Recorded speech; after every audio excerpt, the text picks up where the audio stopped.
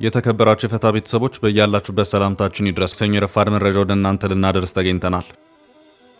እንደተለመደው መረጃውን በቅድሚያ በማስተዋወቅ እንጀምር። በትግራይ አዲስ ቅሬታ እየተሰማ ነው። በፌዴራሉ መንግስት ላይ የቀረበ አዲስ ይፋዊ ቅሬታ ነው። ጉዳዩን በተመለከተ ከዚህ ቀደም በጠቅላይ ሚኒስትር አብይ አህመድ በኩል ምላሽ የተሰጠበትም ሆኖ ታይቷል። ቅሬታው በምን ጉዳይ ነው የሚለውን በተመለከተ ጥንቅራችን ሊያደርሳችሁ ይዞታል። የኤርትራው ፕሬዝዳንትና የጀነራሉ ምክክር ተጠናቋል። የኢሳያስ ጉዞ ትራምፕ በሱዳን ሰላም ላይ ለመስራት ቃል ከገቡ በኋላና ጀነራሉ የተኩስ አቁም ስምምነቱን ውድቅ ካደረጉበት አዳዲስ ክስተቶች ጋር ተያይዟል። ከሁለት ቀናት ቆይታ በኋላም ኢሳያስ ወደ አስመራ ተመልሰዋል። ጥንቅራችን መረጃውን ያደርሳል። ፖሊስና የፕሬዝዳንቱ ጋርዶች ተታኮሱ። ከሶማሊያ ነፃነቷን ባወጀችው ሶማሌላንድ አስደንጋጭ ክስተት ተፈጥሯል።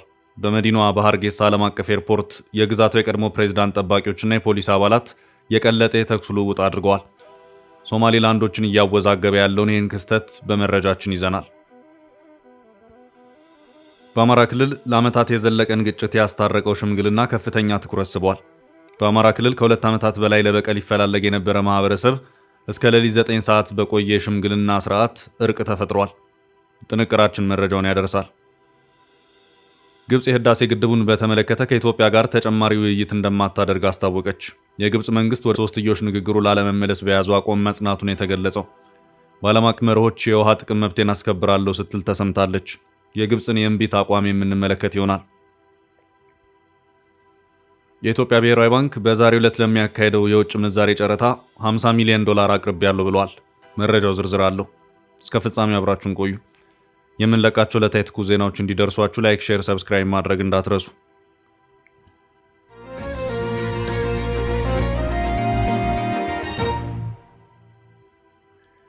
የጀነራሉ ቅሬታና የጠቅላዩ ምላሽ። የትግራይ ጊዜያዊ አስተዳደር ፕሬዝዳንት ሌተናል ጀነራል ታደሰ ወረደ ቅሬታ አቅርበዋል። ጉዳዩ የበጀት ጉዳይ ነው። የፌዴራል መንግስት በጀት እየላከልን አይደለም የሚል ቅሬታ ነው። በዚሁ ዙሪያ ጉዳዩ በቀጥታ የሚመለከት የገንዘብ ሚኒስትር እንዲሁም የፌዴሬሽን ምክር ቤት ያሉት ነገር የለም። ሌተናል ጀነራል ታደሰ ወረደ ሰሞኑን ይፋ ባደረጉት መረጃቸው የፌዴራሉ መንግስት ለክልሎች መድበው የሚልከውን የድጎማ በጀት እየላከልን አይደለም፣ ከተላከልንም 2 ወራት ተቆጥረዋል ሲሉ ያስታወቁበት ሁኔታ ታይቷል። ጀነራሉ በዚህም ለሰራተኞቻችን ደሞዝ መክፈል አልቻልንም ያሉ ሲሆን በባንኮች ውስጥም የጥሬ ገንዘብ እጥረት እየገጠመንም ነው ሲሉ አክለው አስታውቀዋል። ባለፈው እሁድ ህዳር 21 ቀን 2018 ዓ.ም በአክሱም ጽዮን ዓመታዊ በዓል ላይ በመገኘት ንግግር ያደረጉት ፕሬዝዳንቱ ከ3 ዓመታት በፊት የተፈረመው የፕሪቶሪያው ስምምነትም አደጋ ላይ ነው ሲሉም አስጠንቅቀዋል።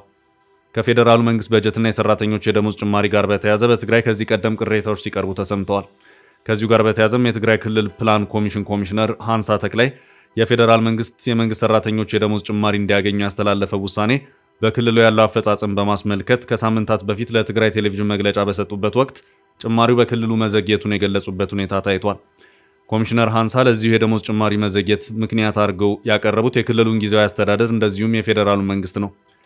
በዚሁ ማብራሪያቸውም መንግስት ሰራተኞች ከጥቅምት ወር ጀምሮ እንዲደርስ የወሰነው የደሞዝ ጭማሪ በትግራይ ዘግይቷል። የመዘግየቱ ምክንያት ደግሞ ከክልሉ መንግስታዊ ተቋማት መሰብሰብ የነበረበት መረጃ በወቅቱ ባለመሰብሰቡ ከፌዴራል መንግስት የተላከ አዋጅና መመሪያ ተተርጉሞ በጊዜያዊ አስተዳደሩ መጽደቅ ስለነበረበት ነው ሲሉ የተናገሩ ሲሆን ሌላው ፈታኝ ማነቆ ያሉት ደግሞ ለደሞዝ ጭማሪው በቂ የሆነ ገንዘብ ከፌዴራል መንግስት አለመመደቡ ነው የሚል ነበር።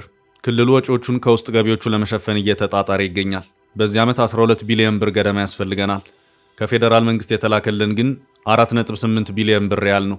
የ8 ቢሊዮን ብር ያህል የበጀት እጥረት አለብን። ይህን ክፍተት መሙላት የሚችል በጀት የለንም ሲሉም የተናገሩ መሆኑ የሚታወስ ነው።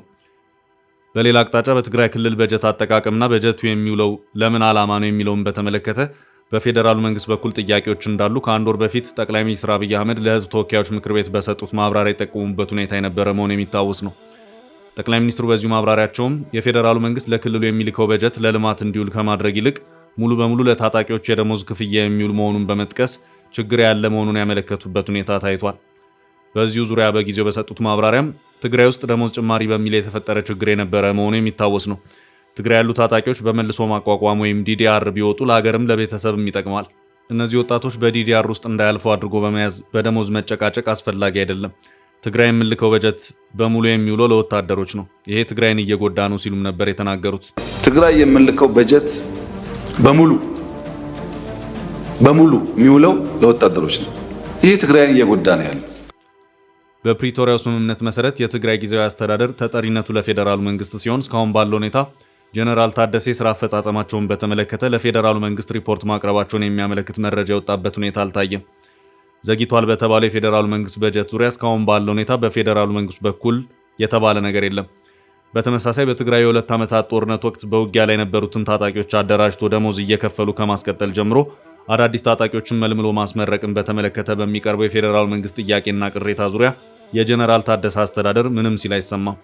የትግራይ አመራሮች በጀቱን ለትግራይ ልማት እንደዚሁም ለሰራተኞች ክፍያ ከመዋል ይልቅ ለታጣቂዎች ወርሃዊ ክፍያ እንዲውሉ እያደረጉት ነው። ከዚህ ባለፈም ከታጣቂዎች ክፍያ ጋር በተያያዘም ከባድ የሙስና ኔትወርክ አለ በማለት ሲናገሩ የተደመጡት ደግሞ የቀድሞ የክልሉ ጊዜያዊ አስተዳደር ፕሬዝዳንት አቶ ጌታቸው ረዳ ናቸው። አቶ ጌታቸው ከትግራይ የተሰናበቱ ሰሞን በነበራቸው አንድ ቃለ ምልልስ 60 ሺህ ታጣቂ ተሰናብቷል፣ ቀሪው 210 ሺህ ሰው አለ፣ ግን ደግሞ የዲዲአር ፕሮግራሙ በተራዘመ ቁጥር ወደ ሰፈሩም የተመለሰ አለ። ያስመዘገብነው የታጣቂዎች ቁጥር መቋቋም ያለበት ቁጥር ነው። ውጭ ወጣ ሰው ከሌለ በስተቀር ቁጥሩ ይቀየራል የሚል እምነት የለኝም። አሁን በተግባር ሲታይ ግን ያ ቁጥር የለም። እዚህ ላይ መወሻሸት የለብንም ሲሉም ማብራሪያቸውን የሰጡበት ሁኔታ እንደነበር የሚታወስ ነው። እኔ እንደ መንግስት የ210 ሺህ ስንቅ ስከፍል ነበር። የመንግስት ሰራተኛ ደሞዝ አልተከፈለም ተብሎ የምናየውን መከራ አውቃለሁ።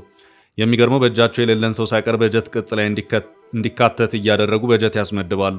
ይሄ በጣም ያሳፍራል። የሌለ ሰው ቁጥር ከምከፍል ለመምህራንና ሐኪሞች ብከፍል ይሻለኛል። ለመምህራን የ5 ወራት ደሞዝ እንከፍላለን ብለን ቃል ገብተን መፈጸም አልቻልንም።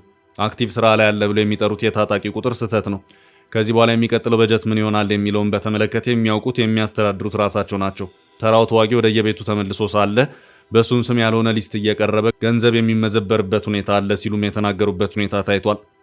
በጀት ዘገየ ወይም ቀረ ከሚለው ቅሬታ ውጭ በጀቱን ለታጣቂዎች ማቆያ በመክፈሉ በኩል በተደጋጋሚ እየተነሳ ያለውን ጥያቄ በተመለከተ በጀነራል ታደሰ ወረደ አስተዳደር በኩል የሚባል ነገር የለም።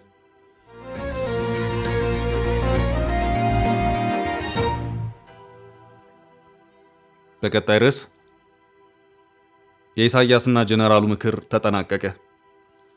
የኤርትራው ፕሬዝዳንትና የጀነራሉ ምክክር ተጠናቋል። በቀጠናው ጉዳይ ጀነራሉና ኢሳያስ አብረን ለመስራት ተስማምተናል ሲሉ ይፋ አድርገዋል። ከ2 ቀናት ቆይታ በኋላም ኢሳያስ ወደ አስመራ ተመልሰዋል።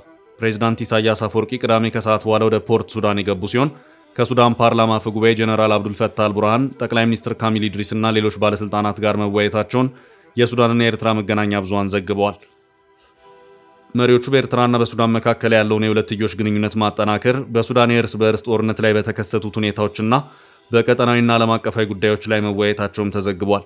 የሱና የዜና ወኪል እንደዘገበው ፕሬዝዳንት ኢሳያስና ጀነራል አልቡርሃን በሱዳን ጦርና በፈጥኖ ደራሽ ጦር መካከል 2 ዓመት ተኩል የተሻገረውን ጦርነት በመገምገም የቀጠናውን ሰላምና ደህንነት ማረጋገጥ በሚቻልበት ሁኔታ ላይ መክረዋል።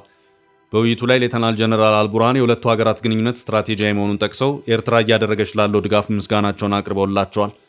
ፕሬዝዳንት ኢሳያስ በበኩላቸው አፍሪካ ቀንድ ሰላም፣ የሱዳን መረጋጋት እንደ ቅድመ ሁኔታ የሚቀመጥ ነው ካሉ በኋላ በሱዳን ሰላም ለማምጣት ጥረት እያደረጉ ያሉት ቀጠናውን ለማረጋጋት መሆኑን አስረድተዋል። ፕሬዝዳንት ኢሳያስ አስመራ ለሱዳን አንድነትና ሉዓላዊነት ያላትን ቁርጠኝነት ገልጸው ለካርቱም ቀጣይነት ያለውን ድጋፍ እንደሚያደርጉ ተናግረዋል። ሱዳን የሰላም በር እስክትደርስ ድረስ ከሱዳን ጎን እንቆማለን ሲሉ ፕሬዝዳንቱ መናገራቸው በዘገባው ተመልክቷል። አክለውም የሱዳን መረጋጋት ለአካባቢው መረጋጋት ቅድመ ሁኔታ ነው ብለዋል።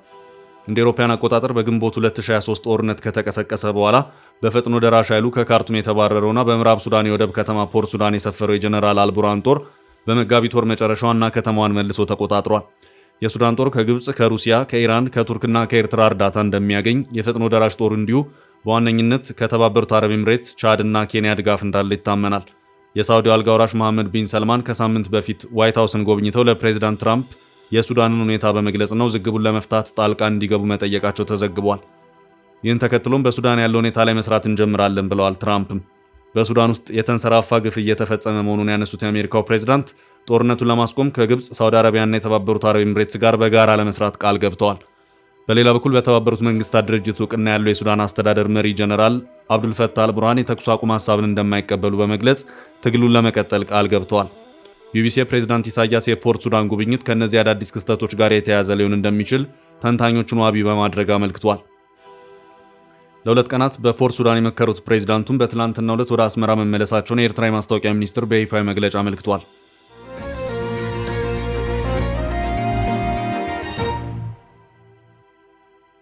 በቀጣይ ርዕሳችን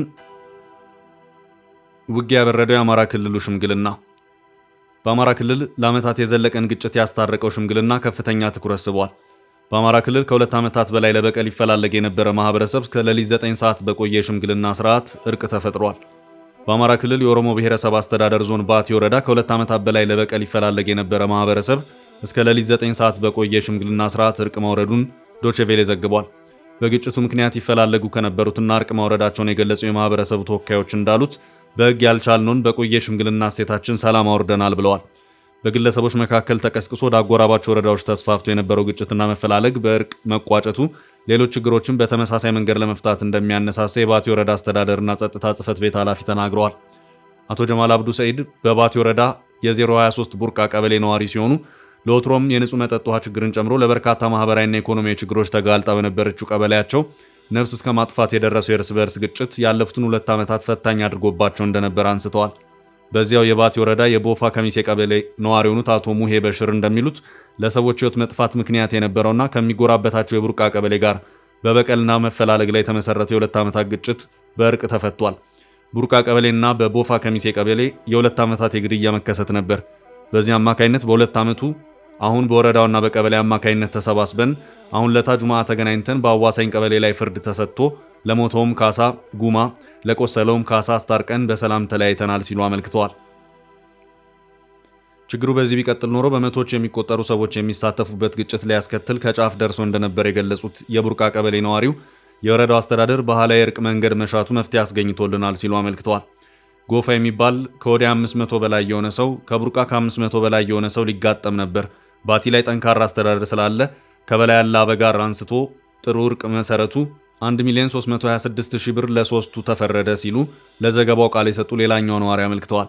የባቲ ወረዳ የመንግስት ኮሚኒኬሽን ጽሕፈት ቤት በማህበራዊ መገናኛ ገጹ ባጋራው መረጃ ሁለቱ ቀበሌ አዋሳኝ ላይ በመሬት ይገባኛል ግጭት ተነስቶ በሕይወትና በአካል ላይ ጉዳት መድረሱን ተከትሎ በቀበሌዎቹ ጎሳዎች መካከል ወደ በቀል ጥል ያደገውን ግጭት በባህላዊ ሽምግልና ስርዓት በዳይን በመቅጣትና ተበዳይን በመካስ የእርቅ ስርዓት እንዲፈጸም መደረጉን አትቷል።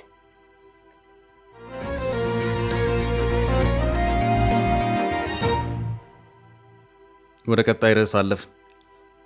ግብጽ በእንቢተኛ አቋሟ ጸናች። ከኢትዮጵያ ጋር ንግግር አይኖረኝም። ግብጽ የህዳሴ ግድቡን በተመለከተ ከኢትዮጵያ ጋር ተጨማሪ ውይይት እንደማታደርግ አስታወቀች። የግብጽ መንግስት ወደ ሶስትዮሽ ንግግሩ ላለመመለስ በያዘው አቋም መጽናቱን የተገለጸው ታላቁ የህዳሴ ግድብን በተመለከተ ከኢትዮጵያ ጋር ተጨማሪ ውይይት እንደማይደረግ የግብጽ የውጭ ጉዳይ ሚኒስትር ባድር አብድላቲ መናገራቸውን የቢቢሲ ዘገባ አመልክቷል። ሚኒስቴሩ ከቢቢሲ ፎከስ ኦን አፍሪካ ጋር ቃለ ምልልስ ባደረጉበት ወቅት ነው ይህንን የገለጹት። የውጭ ጉዳይ ሚኒስትሩ ላለፉት 13 ዓመታት የተደረጉ ውይይቶች አንዳችን መፍትሄ አላመጡም ብለዋል። የህዳሴ ግድቡ ከተመረቀ በኋላ በኢትዮጵያና በግብጽ መካከል ያለው ግንኙነት የበለጠ መሻከሩን ጠቅሰው በዚህ መካረር ምክንያት ዓለም አቀፉ ማህበረሰብ ስጋት ሊሰማው እንደሚገባም ተናግረዋል። ባለፉት 13 ዓመታት በሀገራቱ መካከል የተደረገው ውይይት ውጤት ባለማስገኘቱ ግብጽ በዓለም አቀፍ ህግ መሰረት የውሃ ደህንነቷን ታስከብራለች ሲሉ ነው የገለጹት።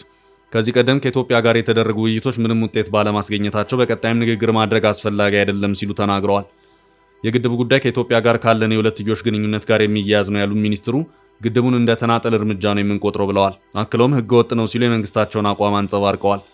ግድቡን ከዓለም አቀፍ ህግ ጋር የሚጣጣም አይደለም ሲሉ የገለጹት የውጭ ጉዳይ ሚኒስትሩ ዓለም አቀፍ ህግ በግልጽ እንደሚለው ማንኛውም ድንበር ተሻጋሪ ወንዝ በዓለም አቀፍ ህግ መርሆች መመራት አለበት። ይህም ማለት ማሳወቅና ጉዳትን አለማስከተሉ ማረጋገጥ ያስፈልጋል በማለት አብራርተዋል። ከአንድ ወር በፊት ግብጽ ብሔራዊ ጥቅሟንና የውሃ ደህንነቷን ለማስጠበቅ አስፈላጊ የሆኑ ሁሉንም እርምጃዎች እንደምትወስድ ፕሬዚዳንት አብዱልፈታህ አልሲሲ መናገራቸው ይታወሳል። በግድቡና በአባይ ውሃ ዙሪያ የመጨረሻው የሶስቱ ሀገራት ድርድር የተካሄደው እንደ አውሮፓ አቆጣጠር ዲሴምበር 19 2023 ላይ የነበረ ሲሆን ንግግሩም የተደረገው አዲስ አበባ ላይ ነበር። የመጨረሻው ድርድር በ4 ዙር ተካሂዶ የነበረ ሲሆን ሁለቱ አዲስ አበባ የቀሩት ደግሞ ካይሮ ላይ የተደረጉ ነበሩ። 4 ዙሩ ንግግር ቢሳካ ኖሮ በመቀጠል የሁለቱ ሀገራት መሪዎች ጠቅላይ ሚኒስትር አብይና አልሲሲ ይገናኛሉ ተብሎ ይጠበቅ ነበር። ጉዳዩ ሳይሆን መቅረቱን ተከትሎ ግብጽ ወደ ድርድር ጠረጴዛው ላለመመለስ ወስናለች።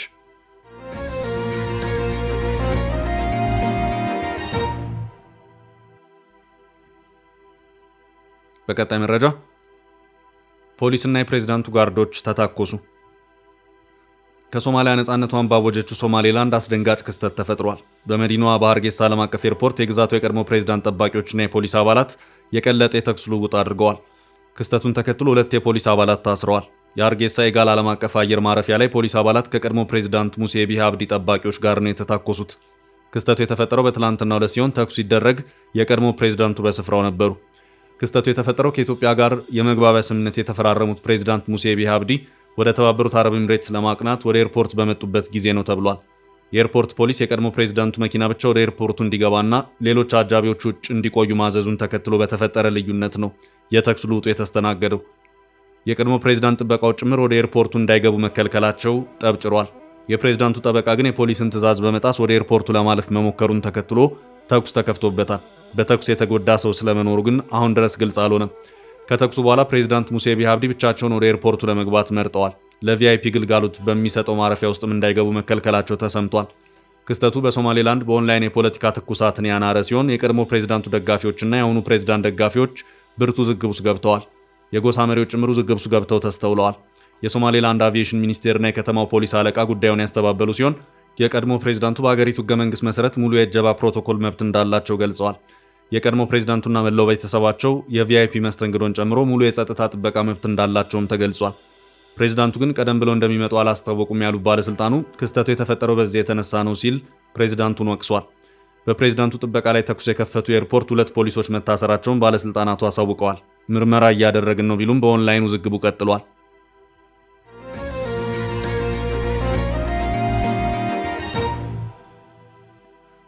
በቀጣይ ርዕስ የዛሬው የብሔራዊ ባንክ 50 ሚሊዮን ዶላር ጨረታ። የኢትዮጵያ ብሔራዊ ባንክ በዛሬው ዕለት ለሚያካሄደው የውጭ ምንዛሬ ጨረታ 50 ሚሊዮን ዶላር አቅርቤያለሁ ብለዋል። የኢትዮጵያ ብሔራዊ ባንክ በሁለተኛው ሩብ ዓመት የውጭ ምንዛሬ ጨረታ መርሃ ግብር መሰረት መደበኛውን የውጭ ምንዛሬ ጨረታ ዛሬ ማክሰኞ ህዳር 23 2025 እንደሚያካሄድ አስታውቋል። ባንኩ በ11ኛው ዙር ጨረታ የዋጋና የውጭ ኢኮኖሚ መረጋጋትን ለማስፈን በሚያደርገው ጥረት አካል ነው ያለውን 50 ሚሊዮን ዶላር ለሽያጭ አቅርቧል። ይህ የጨረታ መጠን በ9ኛውና 10ኛው ዙር በየዕለቱ ቀርቦ ከነበረው 150 ሚሊዮን ዶላር አኳያ ዝቅተኛ መሆኑ ተመላክቷል። የኢትዮጵያ ብሔራዊ ባንክ ከዚህ በፊት ህዳር 11 ቀን 2018 ዓ.ም በሰጠው መግለጫ ለሶስተኛው ሩብ ዓመት የውጭ ምንዛሬ ጨረታ 420 ሚሊዮን ዶላር መመደቡንና በተጨማሪም በህዳርና ታህሳስ ወር ለሚያካሄደው ጨረታ 100 ሚሊዮን ዶላር በመደመር በአጠቃላይ 520 ሚሊዮን ዶላር ለመመደብ ማቀዱን አስታውቆ እንደነበር ይታወሳል። የኢትዮጵያ ብሔራዊ ባንክ ለቀጣይ ወራት ካዘጋጀው 520 ሚሊዮን ዶላር የጨረታ ዶላር መካከል የመጀመሪያው 50 ሚሊዮን ዶላር የሚሆነው የውጭ ምንዛሬ ሽያጭ ጨረታ ዛሬ ማክሰኞ ህዳር 23 2018 ዓ.ም እንደሚያካሄድ አስታውቋል። ባንኩ ባለፈው ማለትም 10ኛው ዙር ጨረታ 150 ሚሊዮን ዶላር አቅርቦ 31 ባንኮች የውጭ ምንዛሬ ድልድል ማግኘታቸውና የ1 ዶላር አማካይ ዋጋ 148.1007 ብር ሆኖ መመዝገቡ ተዘግቧል። የብሔራዊ ባንኩ ይህን አይነት መርሃ ግብር ይፋ ማድረግ የውጭ ምንዛሬ ገበያው ተጠቃሚዎች የወደፊት እቅዳቸውን በደንብ እንዲያዘጋጁና የግብይት አቅጣጫዎችን በቀላሉ እንዲገምቱ ያስችላል ተብሎ ይጠበቃል። ውድ ቤተሰቦቻችን ለዛሬ ያዝንላችሁን ርዕሰ ጉዳዮች እዚህ ላይ ቋጨን። ላይክ፣ ሼር እና ኮሜንት በማድረግ ለቻናላችን ድጋፋችሁን መግለጽ እንዳትዘነጉ እያልን ከሌሎች መረጃዎች ጋር ደግመን እስክንገናኝ ቸር ያሰማን ስንል ተሰናበትን።